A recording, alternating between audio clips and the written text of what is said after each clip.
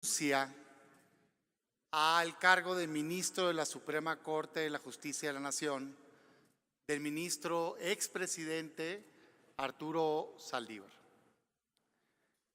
Tengo una opinión encontrada al respecto. Por un lado, lamento profundamente el desprecio que un integrante de la Suprema Corte de Justicia de la Nación le puede tener al cargo de ministro. Miren que valorar que no le encuentra ya utilidad y que cree que es más positivo consolidar la transformación desde otro lugar, me parece verdaderamente lamentable para cualquier persona. Ser ministro o ministra de la Suprema Corte de Justicia de la Nación es un máximo orgullo de vida para un abogado.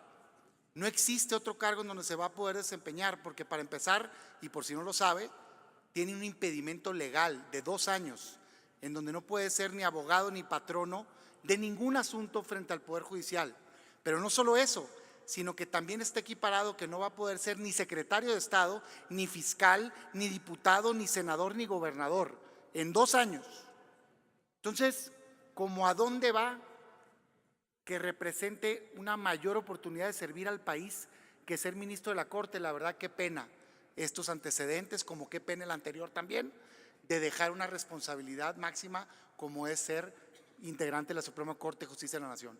Pero por otro lado le digo muchas gracias, señor ministro, pásele. Cuando menos de mi parte no va a tener ninguna objeción. Gracias por hacerse un lado y dejar de obstruir la justicia constitucional desde su cargo en la Suprema Corte de Justicia de la Nación. Porque si bien hay resoluciones interesantes en otra época, en la última época de este ministro que fungió como presidente y en coincidencia con este sexenio, fue una pena sus posiciones.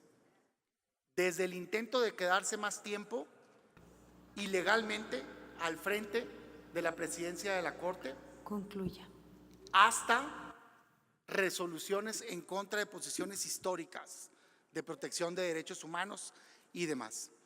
Para tener un ministro que esté subordinado al interés del Poder Ejecutivo, mejor tengamos la oportunidad de nombrar a una nueva persona ahí.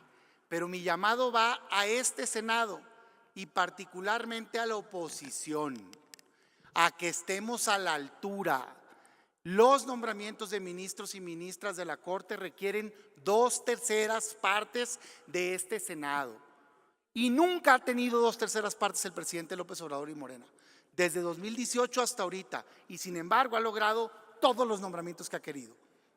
¿Cómo es posible si no tiene los votos? Porque ha votado parte de la oposición. Y hoy un cortadero de venas, que qué bárbara la ministra Yasmín Esquivel. Qué bárbara, qué bárbaro quien nombró a la ministra sabiendo que había una subordinación. Y eso implica toda la mayoría de Morena más una parte de la oposición. Y sí sabíamos de la cercanía política, yo lo dije en esta tribuna.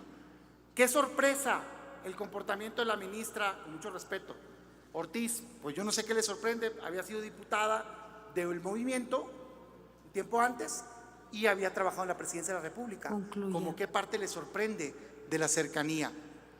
Los cargos de ministro y de ministras de la Corte son para ser independientes, son para ser autónomos. No debe de estar ahí un opositor, no hay que confundir, no son oposición la Corte. Están ahí para ser independientes, están ahí para ser autónomos. Y esa es la oportunidad que va a tener este Senado de la República. Ojalá estemos a la altura. Por último, no puedo dejar de mencionar que creo que esta es una decisión concertada. Creo que es una jugada política, porque resulta ser que con esta renuncia anticipada le otorga la facultad al presidente de la República de hacer un nombramiento, de proponer a alguien por 15 años. Facultad que no hubiera tenido derecho si este ministro termina su gestión. No le tocaba al presidente de la República actual proponer a este nuevo integrante, hombre o mujer, de la Suprema Corte de Justicia de la Nación. Por todo eso, lamento profundamente la decisión, pero digo, aprovechémoslo como oportunidad y nombremos a un ministro o ministra digno de la Suprema Corte de Justicia de la Nación. Muchas gracias. para